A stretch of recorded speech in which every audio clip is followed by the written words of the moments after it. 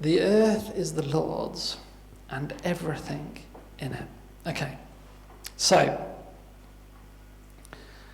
let's have a think. Let's have a think along the lines of time, energy, money, and what that means in terms of treasure as well. I've put together this sheet as well, which doesn't work so well on a PowerPoint, but at least with a piece of paper you can turn it around and read it the right way up. But these are kind of the things that we'll be looking at. So we're looking at your heart attitude behind the thing you're putting your hand to, and we're looking at the way to explore the biblical narrative and engage in our testimonies as well. Okay, so when we look at this text in Matthew, okay, and I think this is the best way to tackle every passage that you do. Problem, what have I put down? Sorry. Purpose.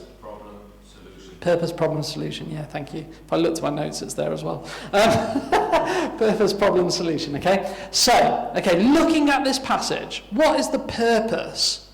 What is the purpose of this biblical passage? What's Jesus saying here? What's his punchline? What's he drawing out of this passage?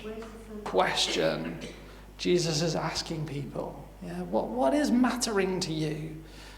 Where's your priority? Where is your priority? Okay? Again, we're not doing gospel in life to raise the level of guilt. It's to worship Jesus. It's to celebrate him. Okay? It's to celebrate him. So, what's the problem that arises on these questions, on where our priority is?